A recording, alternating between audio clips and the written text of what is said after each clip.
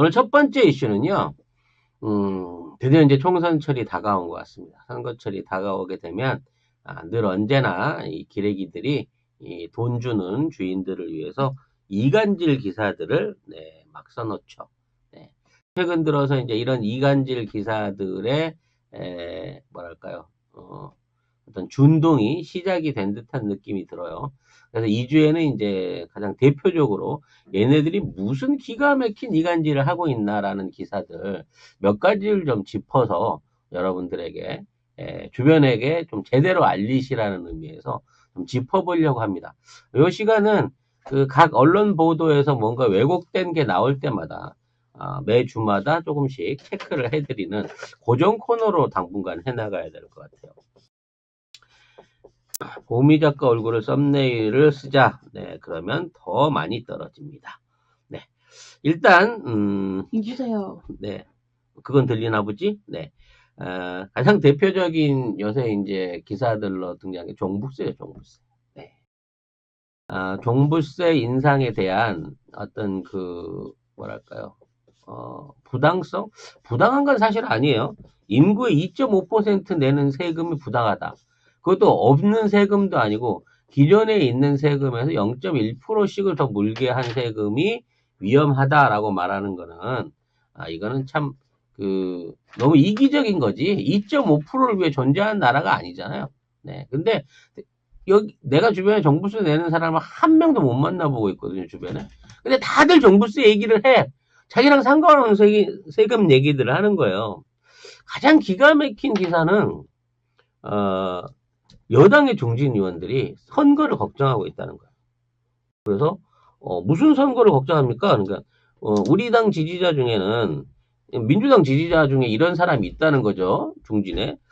강남에 집을 사고 싶거나 강남에 집 한 채만 갖고 있는 사람들도 많은데 그런 사람들을 무시하고 이렇게 정책을 강행해서 오히려 지지층을 잃지 않을까 걱정이 된다라면서 고개를 떨궜다. 뭐 이런 실제 있는 인터뷰를 얘기한 것 같은 그따위 기사를 봤어요. 민주당의 지지자는 물론 강남에도 지지자들이 있겠죠. 지지자들이 있고 그 지지자들 중에는 정말 종부세 걱정을 해야 되는 사람이 있을 수도 있는데 그러한 지지자들 때문에 총선을 망칠까봐 민주당의 중진이 걱정을 하고 있다. 고개를 떨궜다. 과연 이 기사가 사실일까요, 여러분? 야, 저는 이게 이런 말도 안 되는 기사를 어떻게 마치 있는 것처럼 얘기를 하고 있고 또 이런 기사들을 계속해서 비슷한 뉘앙스로 흘려내는지 모르겠어요. 야당에 있는 의원의 인터뷰는 더 가관입니다. 네. 길을 가다가 중년 그 지역구안에서 중년 부부 두 사람을 만났대요. 이 두 사람이 이 사람을 붙들고 의원님, 우리 식구들이 이 집 세 채 가지고 월세 받아서 살고 있습니다. 집 세 채로 월세 1년에 1,600 받는데 종부세를 800만 원씩 내게 생겼습니다. 우리 다 죽게 생겼는데 어떻게 하면 좋습니까? 라면서 울면서 하소연했다. 이런 방송이 나왔어요. 일단은 문제는 문제겠죠. 노부부가 집 세 채를 만일에 갖고 있는데 그 세 채 집 때문에 월세 수익이 1년에 1,600밖에 안 되는데 우리가 800만 원이 종부세로 나간다. 야, 요 뉴스 완전히 또 이게 가짜 뉴스입니다. 일단 기본적으로요. 800만 원 정도 종부세가 나오려 그러면 이 주택 시가가 60억이 넘어야 되거든요. 60억이 넘는 부동산을 소유하고 있는, 주택을 소유하고 있는 분의 연 임대소득이 1,600밖에 안 될까요, 여러분? 네. 이건 말이 안 되는 얘기거든요. 또 이걸 세 채로 나눠 갖고 있으면서 임대사업을 한다고 정식 신고를 하면요. 거기에 따라서 각 채별로 분리해서 정산을 받을 수도 있고요. 또 이거를 10년 이상 장기 보유를 하거나 노인이 생계로 인해서 보존한 경우에 또 특례 조항으로 빼주는 예들이 있거든요. 이건 완전히 가짜 뉴스인 거예요. 근데 이게 마치 사실인 양, 이런 류의 기사를 써내가면서 종부세 자체가 부동산 소유자들을 다 죽인다라는 방식으로 얘기를 하고 있단 말이에요. 그래, 개중에 개중이라도 좀 우습습니다만, 이런 류의 방송을 믿고 또 이걸 홍보하는데 아주 전념이신 일부 택시 기사들이나 식당 아줌마들 같은 경우에 막 분노하면서, 아니, 어떻게 정부가 이렇게 가진 사람들이 일방적으로 괴롭힐 수가 있냐? 나 그분들한테 물어보고 싶다니까. 종부세 내시냐고. 네. 이번에 정부에서도 적극적으로 이러한 정책의 솔선수범을 보이기 위해서 국장급 이상 전 공무원들에 대한 두 채 이상 주택을 가진 사람 전수조사를 했어요. 두 채 이상 가진 분들이 35분밖에 안 되더만요. 국회의원 300명 안에서 뽑은 사람보다 훨씬 더 적어요.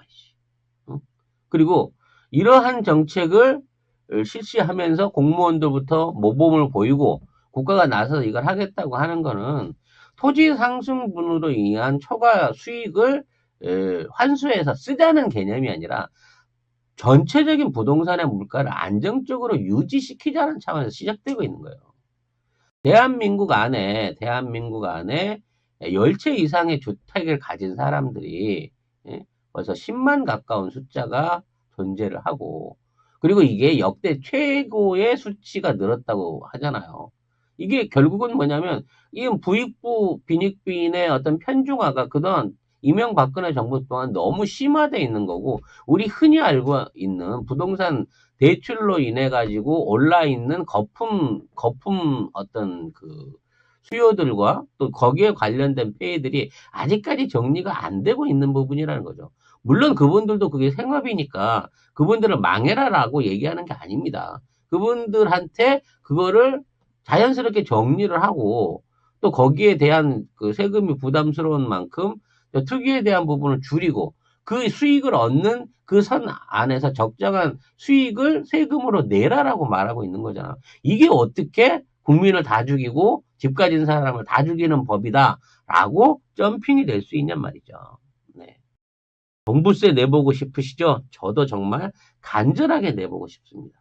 저는 20억이 넘는 주택이 어떻게 생긴 주택인지 한번 그 주택 가진 사람들한테 들어가서 한번 구경이나 해보고 싶은 심정인데, 아무튼 이러한 부분 안에서의 이간질들이 전혀 상관이 없는 전체 국민 97.5%한테 먹힌다고 하는 게 저는 이해가 안 되는 프레임이라는 거죠. 종부세에 대한 제대로 된 논란, 그리고 이 종부세를 통해서 앞으로 대한민국 안에서 부동산에 의한 일종의 투기 수익을 몰아낼 수 있는 길이 앞으로의 미래를 위한 길이다. 우리 다음 세대 또는 우리 세대의 진정한 주택복지를 가져오는 길이라는 점을 여러분들이 혹시라도 거품 무는 분들을 만나게 되면 꼭 한번 얘기를 해주셨으면 좋겠습니다. 단순하게 물어보면 돼요. 혹시 종부세 내세요? 아니면 친척 중에 누구라도 종부세 내는 분 아시는 분 있으세요? 라고 물어보세요. 네. 아무튼 여기에 관련된 얘기는 이와 같은 가짜 시나리오들이 나올 때마다 계속해서 좀 알려드려야 될 것 같아요. 두 번째 요즘 불붙이기 시작하는 게 이제 색깔론이죠. 네. 먼저 역사 교과서가 좌편향이다라는 얘기를 합니다. 그리고 이건 이제 사실 매국적인 일부 의원들이 하는 얘기지만, 일본에 대한 무슨 식민지 발전론, 기여론, 경제 기여론, 이따위 얘기들도 일본하고 경제 관계가 틀어지게 되면서 우리나라 위기를 겪고 있다. 이런 얘기들을 집중적으로 기사회에서 올리고 있어요. 거기에 하나 더 보태고 있는 게, 전교조에 대한 또 폄하 발언이 시작되고 있습니다. 그러니까 전교조가 이 역사 교과서 문제하고 엮여가지고 전교조가 역사를 편향적으로 해석해서 학생들을 잘못 가르치고 있다. 전교조 교사들은 반대 여론을 얘기를 하면 전부 다 일베라 그런다. 근데 외국에서는 다양한 시각으로 가르치기 때문에 우리처럼 편향적으로 가르치지 않는다. 이따위 기사들을 중앙일보를 비롯한, 요즘 중앙일보 활약이 대단합니다. 언론사들이 그걸 써내고 있는 거예요. 네, YH문님 2000N 감사합니다. 일본에서도 드디어 네. 일본에서도 후원이 들어오고 있군요. 이따 일본 얘기할 때 시원하시겠어요? 근데 이러한 그 전교조에 대한 공격이나 또 우리 역사 의식에 대한 공격들 자체는 사실 그러한 의견을 뽑아내는 자들의 역사 의식 내지는 그들이 추구하고 있는 수구의 본질이 무엇인가를 보여주는 정말 반민족적이고 반국가적인 행위인 겁니다. 예를 들어 독일의 교사가 역사 교육을 하고 있는데, 선생님, 저는 나치를 너무나 사랑하고요, 히틀러를 존경하기 때문에 저는 나중에라도 꼭 나치당을 부활시켜가지고 게르만 민족이 다시 한번 세계대전을 일으켜야 됩니다.라고 얘기하는 학생한테, 그래, 그건 네 의견이니까 잘 반영될 수 있도록 내가 너의 의견을 널리 알려줘. 이렇게 해야지 이게 진정한 교육인가요? 네. 이거는 지금 일제시대, 일제치하를 다시 찬양하고, 우리가 억울하게 짓밟혔던, 핍박받았던, 그리고 제대로 보상이나 사과도 받지 못하고 있는 역사에 대한 고증 자체를 오히려, 편향교육이다. 또는, 반이성적인 교육이다라는 식으로 몰고 가는 방식으로 이거를 끌어대고 있는 거예요. 이 두 가지, 아까 얘기한 색깔론과 이 지금 정부세론 같은 경우에는 이미 10여 년 전에 우리가 최초의 우리가 우리 손으로 얻어냈던 민주정부를 실각시킬 때, 그 민주정부를 잃었을 때 얘네들이 들고 나온 프레임이란 말이에요.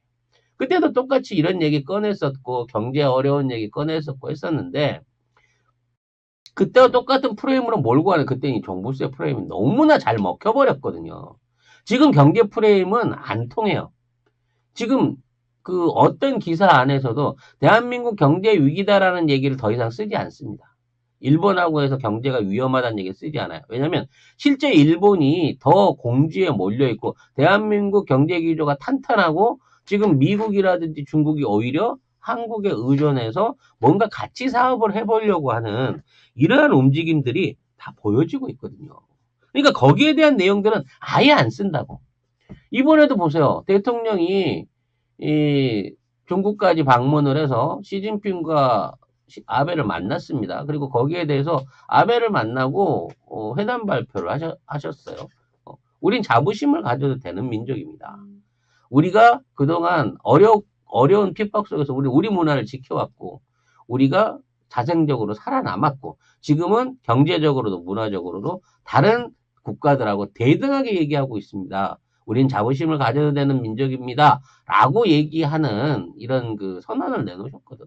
뭐 그런 얘기 전혀 안 나오죠. 심지어는 언제 나갔는지 언제 들어왔는지 언론사 보도도 안 해요. 그럴 거면 왜 따라갔어? 그 전용기 비싼 비행기 같이 편승해서 타고 들어가가지고 제대로 된 기사 하나를 송고를 안 하고 말이야. 어떠한 방식으로 시진핑이 우리 대통령을 말하자면 예우를 했는지, 그리고 아베가 무리하게 그 과거사 얘기 꺼내놨던 거 우리 대통령이 얼마나 시원하게 깔아뭉갰는지에 대해서 좀 보도를 해줘야 될 거 아니야. 아무런 언론 보도가 없는 거야. 그러면서 경제 얘기로 씹고 들어가기에는 지금 경제 상황이 너무 좋으니까 전혀 엉뚱한 얘기만 하고 있다는 거죠. 유명호 시청자님 2만 원 후원 감사합니다. 아무튼 그래서 이 색깔론도 지금 앞으로 지속적으로 등장하게 될, 그리고 역사 편향에 대한 부분도 아마 이거는 외놈들한테도 돈 받은 뉴라이트 학계나 그 의원들이 지속적으로 제기하고 언론에서 들어 올릴 문제라고 생각을 합니다. 자, 다음은 이제 그 조국 그 전장과 조국 교수 가족들을 엮어서 이걸 국정농단으로 몰고 가는 프레임인데요. 사실 이게 그 시작할 때부터 무리였고 어마어마한 기사량을 쏟아낼 때부터 이례적이라고 했지만, 그 다른 증거들이 전부 다 이게 이제 다 드러나기 시작하면서 하나하나씩 무너지고 있어요. 뭐 다음 시간에 그 조국 교수 가족에 대한 부분은 이제 그 기소 내용은 좀 더 구체적으로 보겠습니다만, 핵심적인 증거들과 증인들이 드러나고 있고 재판장 안에서의 그 검사들의 어떤 말도 안 되는 재판 움직임 같은 것들이 드러나고 있는데, 과거를 완전히 잊은 거야. 거기에 대한 내용이 전혀 없어진 거예요. 지금 4개월을 끌어왔던 이른바 뭐 표창장부터 시작해서 펀드 의혹, 증거인멸, 여러 가지 12개의 기소 항목들 전부 하나도 제대로 기소가 안 되고 있고, 그와 관련해서 조국 교수를 역다 안 돼서 이제는 별건으로 해갖고 청와대 건으로 엮어가고 있단 말이에요. 그것도 제대로 안 될 거고, 지금 실질 심사를 받으러 이제 조국 교수가 구속 실질 심사를 받고 있는 상황이긴 합니다만, 아무튼 이런 내용에 대해서는 제대로 보도를 안 한단 말이에요. 심지어 TV조선이 조국 딸 시험 보고 의전 간 적 없다라고 기사를 막 써냈어요. 그러고 나서 거기에 대한 항의가 들어가니까 확인하고 내보낸 기사가 아니었다. 인터넷에서 보고 쓴 기사 같다라고 얘기를 했단 말이야. 아니, 욕을 하면 안 되죠. 네, TV조선 같은 훌륭한 종편 방송사가 무슨 놈의 대표 기사를 2시간을 씨부린 대표 기사를 인터넷에 긁어갖고 확인 여부도 안 거치고 기사를 씁니까? 그런 식으로 밖에 못하는 게 지금의 언론인 건데, 이러한 류의 자극적이고, 말하자면 조국 교수를 일종의 이 정부의 간판으로 생각하고 있는 상태에서 거기에다 어떻게든 명예라든지 도덕성에 흠집을 내기 위한 기사들을 지금도 끊임없이 양산하고 있어요. 근데 팩트 체크가 전혀 없는 거죠. 네. 정말 이 드러나는 진실에 대한 외면, 이건 완전히 외면이에요. 새로 드러난 증거는 보도를 안 하니까. 그리고 뭔가 말도 안 되는 상상력을 발휘해가지고 이거를 특정 사실이냐, 이게 실제 있었던 사실이냐 써내려가는 어떤 기사들의 방식은 이거는 언론의 어떤 종말을 고하고 있는 게 아닌가. 더 이상 언론이 언론이기를 포기한 상황이 아닌가라는 생각이 듭니다. 최근 들어 조선일보와 중앙일보 사장하고 윤석열 총장이죠. 검찰총장의 일종의 회동이 잦다라는 얘기도 들리고 있습니다만, 이제 마지막 수구의 뿌리로 코너에 점점 몰리고 있는 대중들한테, 국민들한테 신뢰를 잃고 있는 무리들이 자기들끼리 모여갖고 이 상황을 엎어보기 위한 온갖 거짓말들이 난무할 수 있는 그런 시기인 겁니다.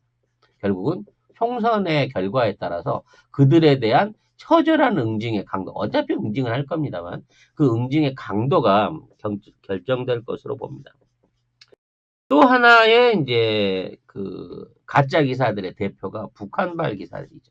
특히 북한과 우리의 어떤 긴장을 만들어내기 위한 가짜 기사들이 엄청나게 많습니다. 이대건 안드레아님, 이건 옛날 이대건 신부 이름인데요. 만원 후원 감사드리고, 미스터 은경이님, 네, $20 후원 감사드립니다. 이 ICBM 문제가 이제 초미의 관심사였죠. 네, 북한이 ICBM을 가지고 도발을 할 수 있다. ICBM을 크리스마스에 쏠 수 있다. 아니다, 연말에 쏠 수도 있다. 뭐 이런 식으로 얘기가 가고 있고, 트럼프 행정부가 참수부대를 운영 중이다라고 하는 기사들도 뜨기도 하고 그랬습니다. 그러니까 김정은이 ICBM이나 핵실험을 하게 된다고 치면 우리나라 뭐 말로는 군산에 있대요. 군산 모 지역의 훈련장에 조석공하고 똑같은 형태의 세트장을 만들어 놓고 거기서 훈련을 하고 있다. 그래가지고 이 부대가 침투를 해갖고 한 방에 북한 정부를 전복시키려고 한다. 이런 류의 기사들을 막 써내리고 거기에 대한 이 사진 자료들도 상당히 많이 올라왔던 걸 기억합니다. 저도 그 사진을 봤는데요. 여러분도 보신 적이 있는 사진들이 꽤 있을 거예요. 한번 볼까요? 뭐 이런 류의 사진인 거죠. 네, 대표적인 거죠. 이게 이제 훈련 장면이라는 겁니다. 네, 이게 이제 흰 옷을 입은 저 양반을 일종의 이제 테러범으로 아니면 김정은으로 상정을 해놓고 뭐 이런 참수 훈련을 했다라는 거를 이제 우리 언론이 기사로 냈어요. 미 국무부가 바로 반론을 냈습니다. 우리는 우리는 그런 거 하지 않았다. 그리고 그럴 의도도 없다. 군사적으로 이걸 해결하려는 의도 자체가 없다라고 국무부가 얘기하고 그런 보도를 자제해 주세요. 라고까지 얘기를 했습니다. 이게 무슨 특수부대 참수로 훈련입니까? 이건 복장 자체가 다르잖아요. 특수부대는 스와트 같이 시커멓게 쓰고 견장도 없고 일단 그 무장 자체가 다른 거 여러분들 요즘 영화 봐서 다 아시잖아요. 이거는 군에서 정기적으로 진행하는 대테러 훈련이에요. 대테러 훈련이나 요인 구출 작전 이런 거지 우리가 알고 있는 그런 훈련이 아니라고. 그런 훈련은 취해진 바도 없고 미 국방부가 공식적으로 그런 거 안 한다고 얘기를 했어요. 그리고 심지어 비건도 이번에 중국에 가가지고 북한 쪽에 우리는 무력으로 해결할 의사가 없으니까 평화적으로 말로 처리해보자 라고 얘기를 전달했단 말이야. 근데 우리 언론에서만 이따위로 마치 이 ICBM이 발사되기를 바라는 듯한, 그리고 그로 인해 가지고 어떤 미국의 어떤 군사적 응징을 통해 가지고 뭔가 있었으면 좋겠다 싶은 류의 부추긴 방송을 계속 내고 있단 말이야. 이거는 미국도 싫어하는 거라니까 지금. 물론 미국 내에 이런 것들을 조장하고 있는 일부 매파들은 있죠. 군산 관련 복합체들이라든지, 특히 우리나라에 와 있는 그 주한미 대사나 그 주한미 사령관들이 지금 다 그런 파류에 속해 있는 놈들이기 때문에 이런 애들 입에서 굉장히 왜곡된 정보들이 많이 만들어지기도 있지만, 진짜 이런 류의 언론 보도는 한반도 평화를 위해서나 우리 민족의 어떤 그 자존 공영, 통일을 위해서는 절대 있어서는 안 되는 기사들이거든. 근데 이런 기사를 뻔뻔하게 써내고 있다는 거야, 우리 언론사들이. 이 정도 되면 언론의 지위를 박탈해야 되는 게 아닌가? 이런 것들을 강제로 폐간시키고 이런 기사들에 대한 그 가짜 뉴스들에 대한 법적인 처벌, 그리고 금전적인 제재를 가해야 되지 않는가라는 게 제 생각인데, 이 새끼들은 이분들은 그런 얘기를 하게 되면은, 언론 탄압이다. 민주주의의 후퇴다. 이런 말도 안 되는 얘기들을 쏟아내면서 저항을 하고 있는 거란 말이죠. 결국, 이러한 짓거리들을 저지하기 위해서라도 우리가 총선 승리를 해야 됩니다. 네. 그 총선 승리의 밑바탕을 우리가 하나하나 쌓아나가고, 아까 얘기한 종부세 기사, 종부세 관련된 기사들, 색깔론 기사들, 그리고 아직도 자행되는 국정농단, 이걸 국정농단이라고 표현해요. 조국 가족들 비리와 이번에 하명수 국정농단이라고 이걸 몰고 가고 있어요. 심지어는 이제 울산시장께 잘 안 되니까 이제 제주도지사로 건너가고 있는데, 아무튼 이러한 기사들이 전부 다 조작 기사들이라는 거. 그리고 북한 관련한 기사 내용도 우리나라 기사는 이제 믿을 게 하나도 없다는 게 참 가슴 아픈 현실입니다. 대충 이번 주에는 요 정도 짚어드렸고요. 다음 주에도 요런 식으로 이제 생겨나고 있는 가짜 뉴스들에 대해서 우리가 한번 다시 점검해 볼 수 있는 시간 가져보려고 합니다.